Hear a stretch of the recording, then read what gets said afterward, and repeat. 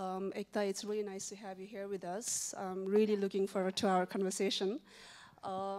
As a fairly new farmer and a plant nerd, I really enjoyed reading your book. You outlined really valuable, practical information for anyone wishing to take up gardening at home, regardless of their experience or the space they may have available. I really love the hacks and the innovative fixes that you propose under the hashtag Jugat. But before we get to the book, let's start at the beginning, so to speak. You started your YouTube channel and Garden Up while you were still in college. And after finishing a PhD, instead of taking the conventional career path, which would have been a prestigious teaching position, you decided to make a career on digital media and started Garden Up. You mentioned in the book that there were questions to the decisions that you made, including from those close to you. So my first question is, what inspired you to push ahead on that path? Given the societal pressures, it mustn't have been easy. Thank you for having me, everyone, and for the lovely event. So what inspired me was that at that time, this was the only thing that made me happy. Regarding the societal pressure, so while growing up as a student, I was not a very good student. I barely managed to pass every class. My parents would be called to school most of the semesters that, she's not good in mathematics, she's not good in this and that. So when I managed to, clear this entrance exam to this prestigious institute of the country, I thought I've proved myself to the society, and now I can do whatever I want. Although from my family's perspective, it was like, well, you've already done a PhD, why do you have to do YouTube? Because in their head, it was, YouTube is something like people do for makeup or fashion kind of thing, and sometimes cooking. So they were like, my father asked me that, why did you have to study so much if you just wanted to make these videos? So, but for me, because that made me so happy, towards the end of my PhD, so when you do research, I've spent a lot of time in the forest, I really enjoyed doing it. But in research, to be accepted in the academics, you have to peer publish. So you have to publish your work, which means a lot of data analysis. So I had like 6,000 dung beetle data that I was analyzing every day. And I was so bored. So when I started making these videos where I could talk about plants with these scientific stories, I really enjoyed doing it. And I thought, now I can do whatever I want. So that's how I dealt with it. Wow. So I see a lot of young faces here. There may be budding entrepreneurs in the room as well. What advice would you give them if they're also facing similar pressures from the society to go ahead with their dreams? Because they may have burning desire to start something on their own, right? So once I took up the journey of Garden Up, I developed this mantra of, so at the back of my head, by the way, every time a researcher is active. So I was like, there has to be this risk to regret ratio. I always analyze the regret and the risk. So I try to minimize, of course, on the risk, but I cannot regret. I want to take the decisions that I would not regret over time. So for instance, pursuing academics after my PhD, becoming a professor, would have required me to do a postdoc and then come back and look for a job. I thought if I do not take this content path, making a content business, then I will definitely regret it.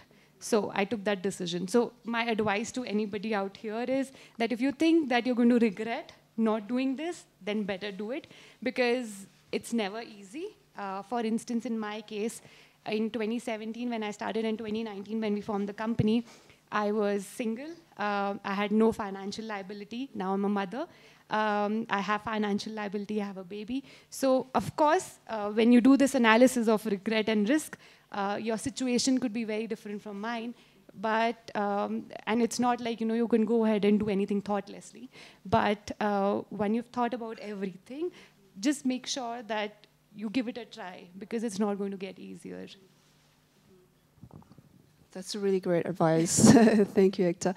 So before we move to the book, could you, you've grown Garden Up now to a really successful enterprise, right? You have more than 1 million subscribers on YouTube. You have an online store, you give workshops. So could you maybe share with us a little bit about your journey, what lessons you've learned along the way, and what it took for you to achieve what you've achieved so far?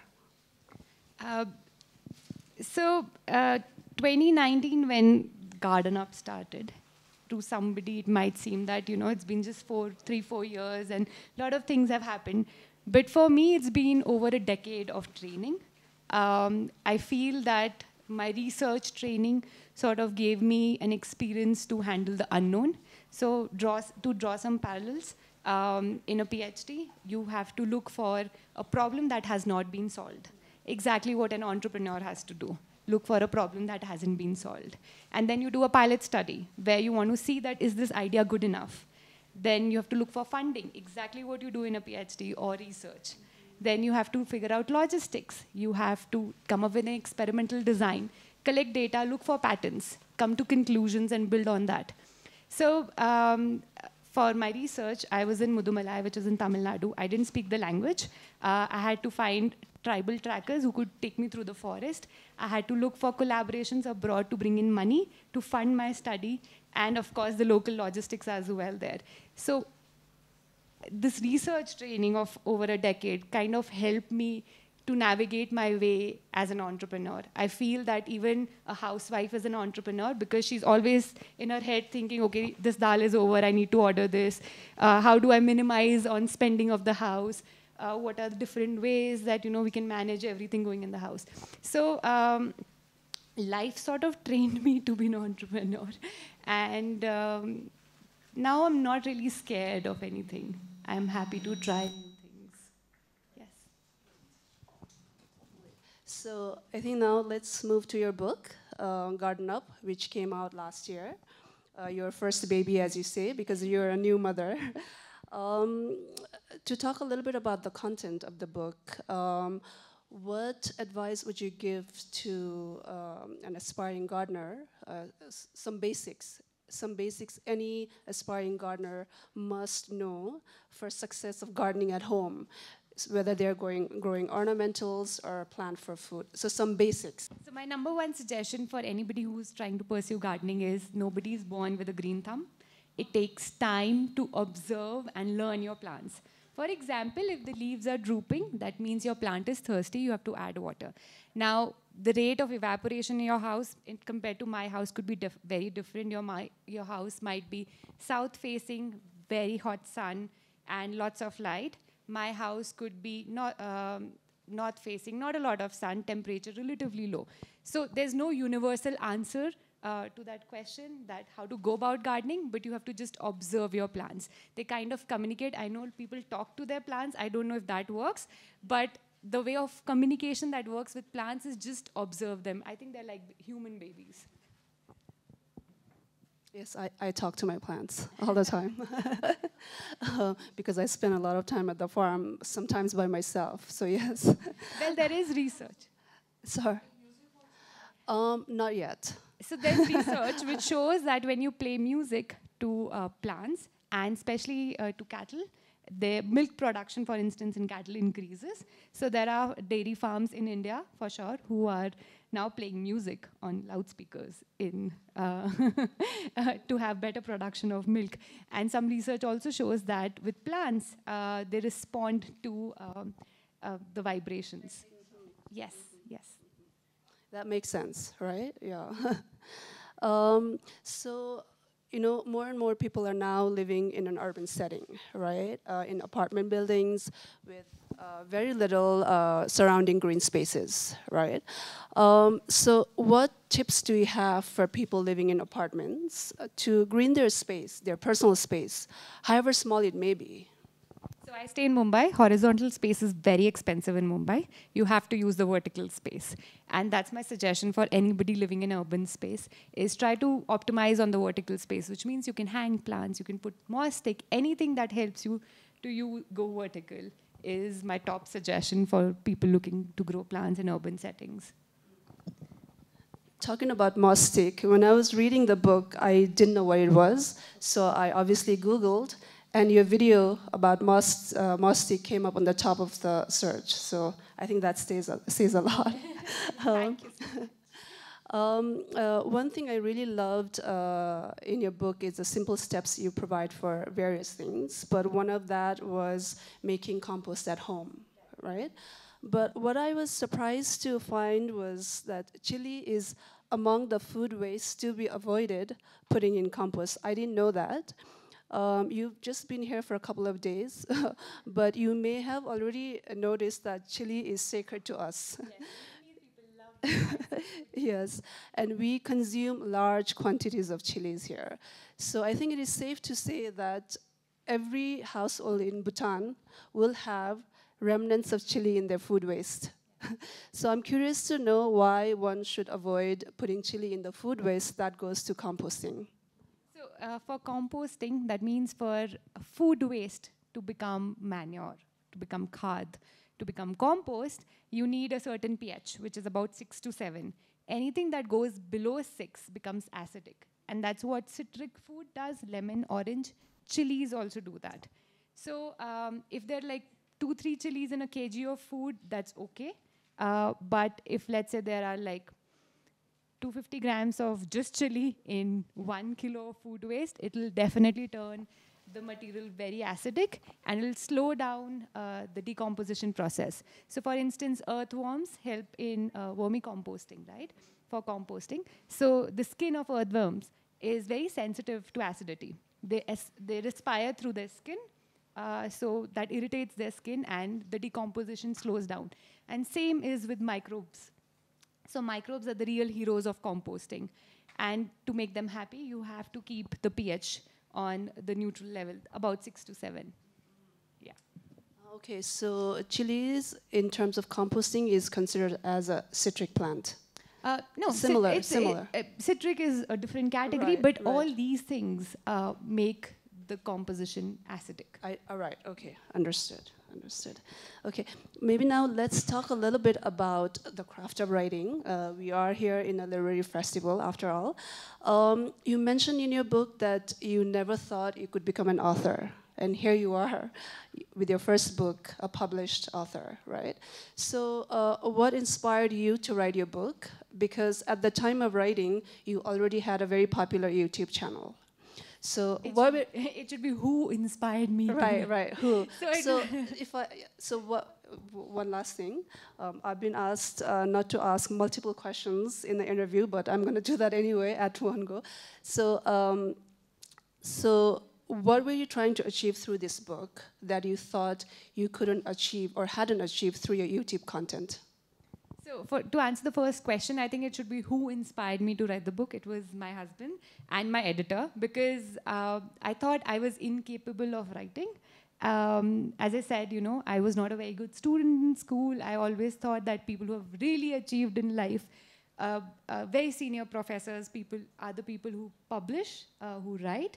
And secondly, for me, a preferred medium of communication was oral communication than written communication. So once I'd signed that I would be doing this book, it took me about 3 months to actually write, to sit down and write. So it was difficult for me to get down to writing. But once I started writing, I realized that writing a book or reading a book is probably one of the purest form of communication, because it empowers you to first introduce your characters, both in fiction and non-fiction probably, and then build on that concept. So for instance, that I explain in the book that you cannot have flowers flowering inside the house because there's no red light of the spectrum coming in because of the tube light. Now, in a verbal communication, it's very difficult. I'm sure most of the people here lost me like in 2 seconds. I cannot do that in a video format, because when I'm sitting and talking in video, it's a lot about how I talk, how I look, what is the aesthetics, what is the background, how the editor has edited the video. All those nuances of video kind of take away from you explaining just the concept. The book gives you that power that you have to take from the flowering plant example. In first chapter, I can run you through the basic that, hey, the sun has a spectrum of light, Vibgyor, violet, indigo, blue, yellow, orange, red. The red part is something that helps promote growth hormone, that helps in turn promote flowering. So to walk you through this process, in a book, I don't have to fight with a social media algorithm, first of all. I can build up on it, and even at a point where you get bored or you're not able to catch up, you can go back and read it again. Or you can close the book and come back to it a year later. All of this cannot be done in any other format. And once I started writing, that's where I realized that only in a book you can do that. And probably that's why, when you start as a child, like to my son, I read books now, because I think that's the beauty of that medium. The spectrum of light that you mentioned is also one of the fascinating things I found in the book, because a lot of us, or most of us who are gardening or who grow food, know that the plant needs light, but we don't know why, right? So that was really fascinating. So you already answered this a little bit, but maybe you can very briefly talk about what was the most difficult thing you found in the writing process while writing this book, and how did it feel to finally release this book out in the world? So with an informative book like this, there was so much information in my head, but I didn't know how to present it, to break it down into steps so that somebody can read it with me. Like, as I said, to introduce the characters, to build on the concept, and then ultimately deliver that concept so that you are with me at that pace. To have that structure was very difficult for me. I knew what I want to talk, but how that should be translated into writing, how that concept should be introduced is something I really struggled with initially. And the second question was, how did it feel about releasing the book?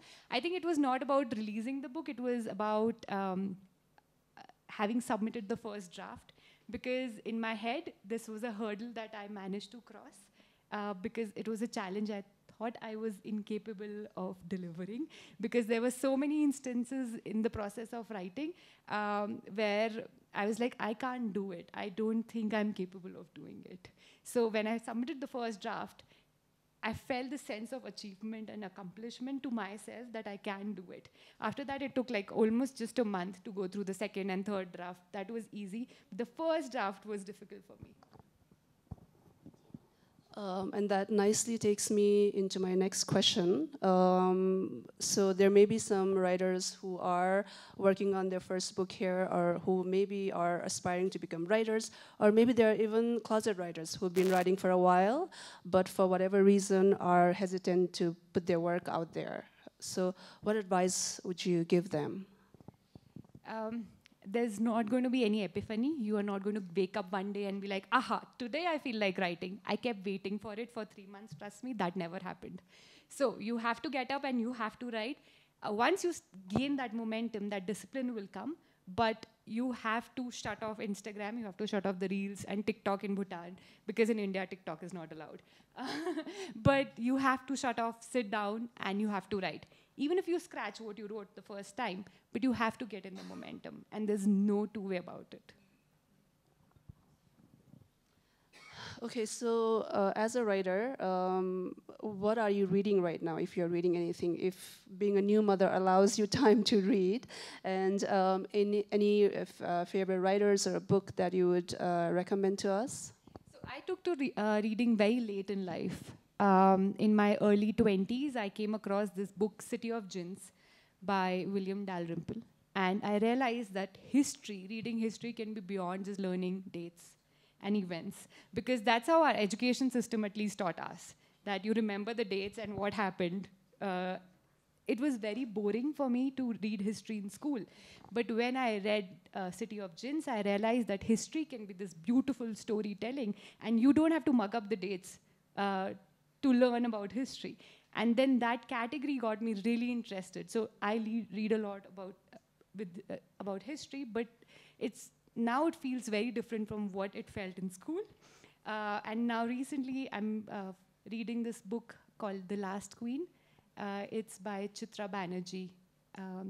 It talks about the wife, Jind Kaur, the last queen of Maharaja Ranjit Singh. Maharaja Ranjit Singh is the guy who had Kohinoor, which the British took, and so on and so forth. But yes, that's the book that I'm reading now.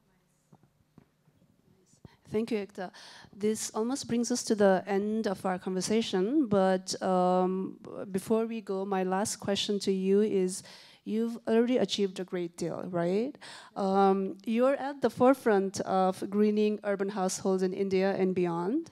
So what next for you? Are you working on any interesting projects at the moment? First, regarding the comment that achieved, there are a lot of students here. I think it's just that now we live in this light of social media where even small things look like an achievement. In this literary fest I have, literature fest, I have come across so many people who have achieved much more. It's just that now social media influencer makes you feel, or people perceive you've achieved a lot. You haven't. I mean, I haven't. Secondly, so the new thing that we're doing now with Garden Up is, my son is now 9 months. I joined back work when he was about 5-6 months, and I realized that I wanted to do something more meaningful. That's how came the concept of functional landscapes, which helps me bring in my ecology training as well. So in the last 2-3 years, post-pandemic, during the pandemic, gardening really took off. People wanted to greenify their patches, both in India and across the globe. But I want to take it beyond just a green aesthetic patch. For me, it needs to be functional, and when I say functional, for all stakeholders, and it's just not the humans, it's the microbes, it's the local biota, the flora and the fauna. So there are various elements to this ecosystem. There are local butterflies, there are local birds, there are local insects, dung beetles, termites.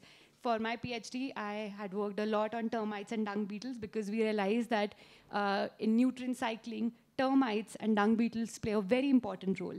In urban setting, people are troubled by termites. They don't want, especially like in a typical urban Delhi, Bangalore kind of setup, people have pest control termites for termites. But the reason that termites have taken over the urban setting is because there are no more litter. Litter is the fallen leaves of the forest, because typically that's what termites eat. Now that they don't have enough food, that's how they are, that's why they're encroaching the homes, the plywood and everything. So I want to develop functional landscape where you invite the local elements that help make that ecosystem better in terms of better air quality, better water quality, more water percolation, better soil quality. We've just started with some projects. I'm really looking forward to it. Wow, really interesting.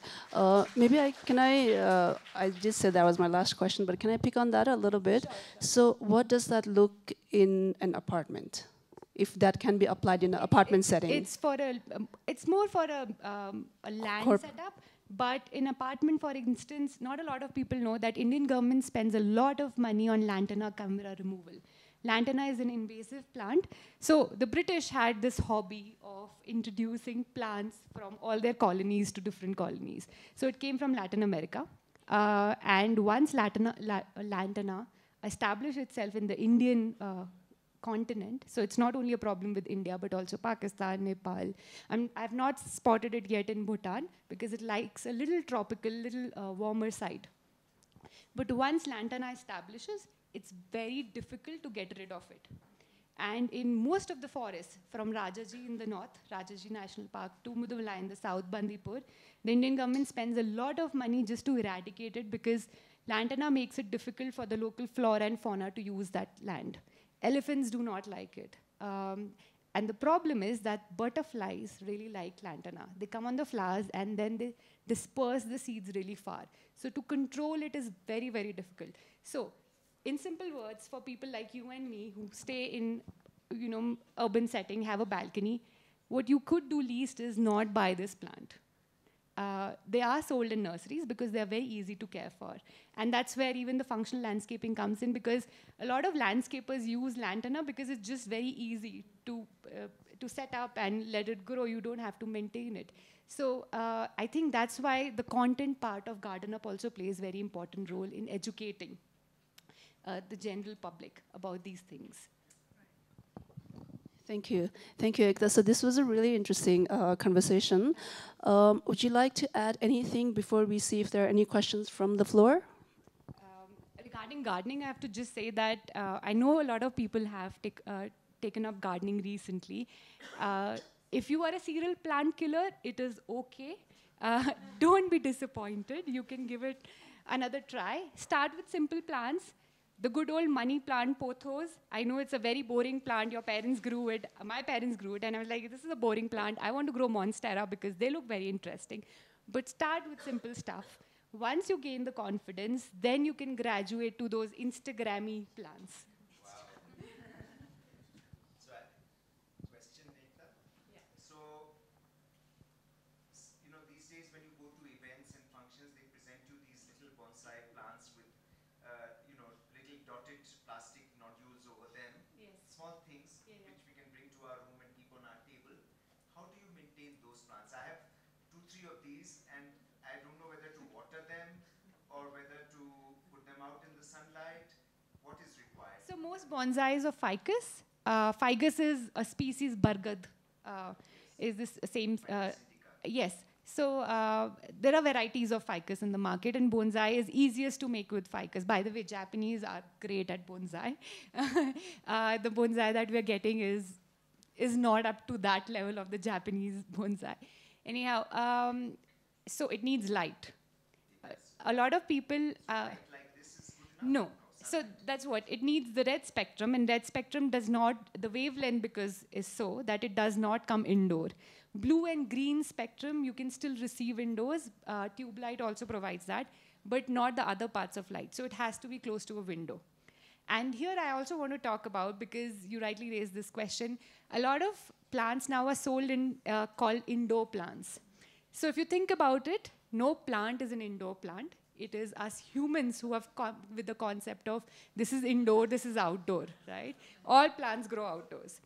Now, the question is, what are the requirements of that plant? So, some flowers, for instance, they need a lot of sunlight. So, it automatically becomes an outdoor plant. A monstera can because it's leafy growth, it doesn't grow flowers. So, it only grows leaf. Leaf growth requires only the blue and the green part of the spectrum. It can grow indoors. So whenever you buy a plant, do not just venture into the nursery and be like, I like this, because the incentive of the nursery guy anyway is to sell that plant to you, right? So he will be like, chal jayega. So inspect your space first and then go and buy plants. Not every plant will work out for everyone.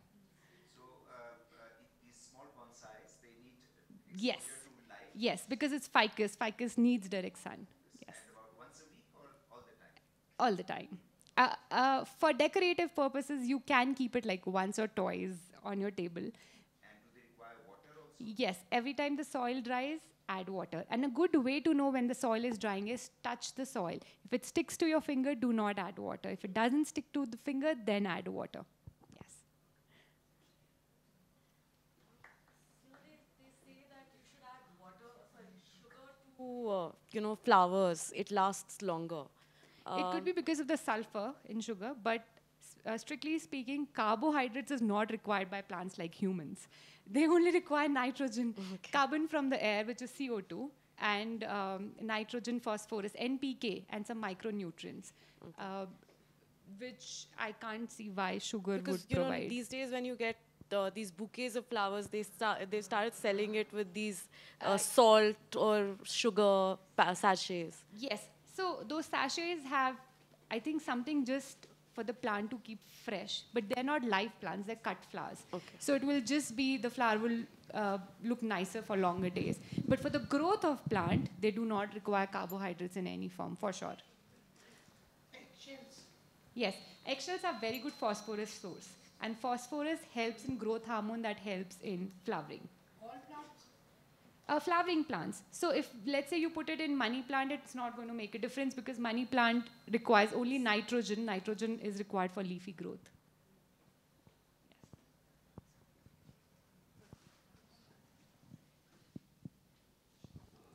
I think that is all the questions from the floor. Is there another question? Good afternoon. I would like to ask you a question about how did you came to love plants, and why did you had interest in plants to begin with? Can you repeat the first part of the question? How did you came to love plants? Oh, how did I come to love plants? now, often I'm asked this question, so I sit and think about it. I grew up in Delhi NCR. The concept of 24-hour water service is only very recent in India.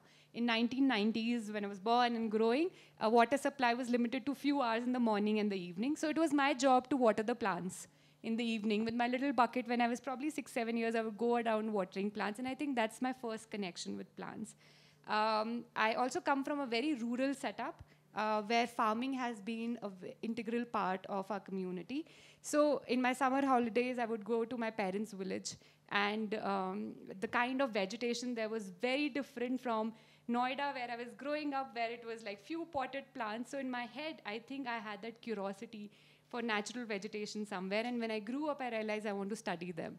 But now, only now I sit and this is in retrospection later. But earlier, I was just drawn to them. Thank you for the answer.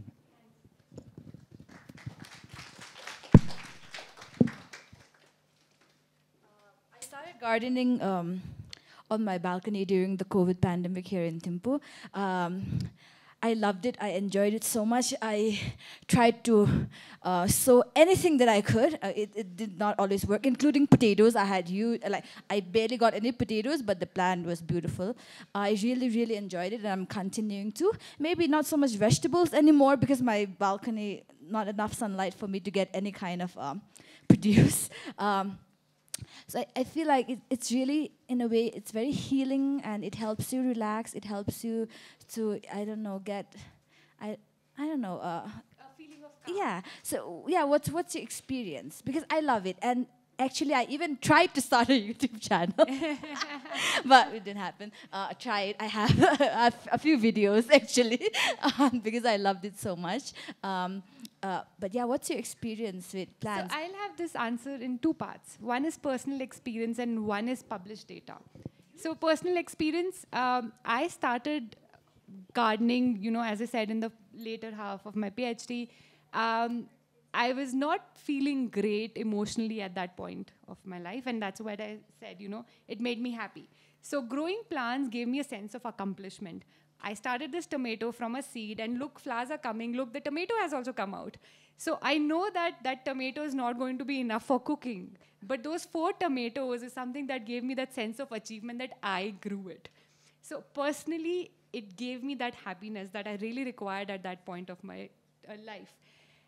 Coming to science, there is published research papers which show that doctors have found patients who have green patches in their vision.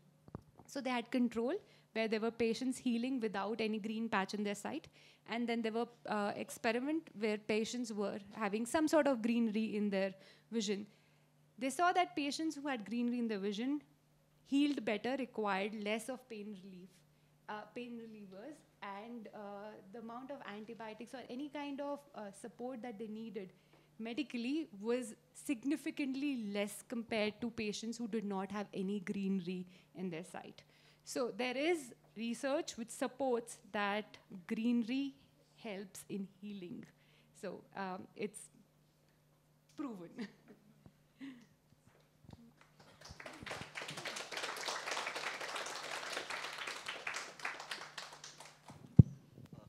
Good afternoon. My name is Tshering Namge, and I'm from Changsam Middle Secondary School, and I'm excited to ask a question. Can you discuss some symbolism or metamorphic elements that you have incorporated in your narrative? Wow, that's a heavy question. Okay, can you break down this question for me? From an economic point of view, I want your good self to make me consume your good.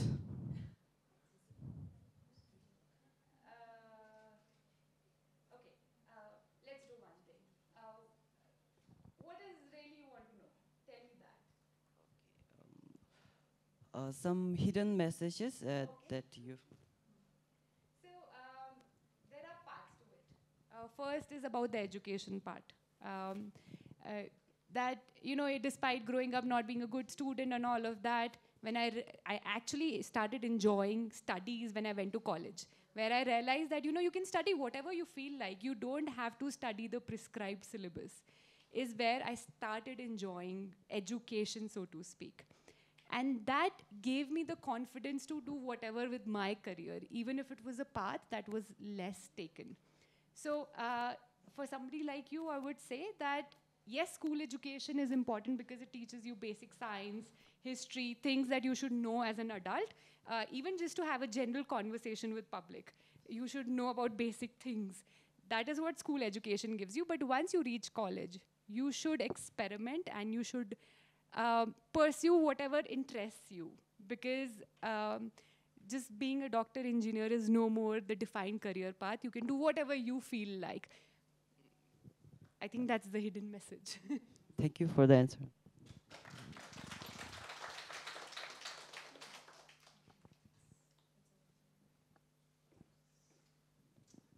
So thank you, everyone. Thank you, Ekta, for this really interesting conversation. I don't have anything to add, but hope you have a really nice stay in Bhutan. You're staying here a few days, right? So have a great time, and hope you get to enjoy some nature here. Thank you so much, Tshering. Thank you. It was lovely talking to you. Thank you. Thank you, everyone.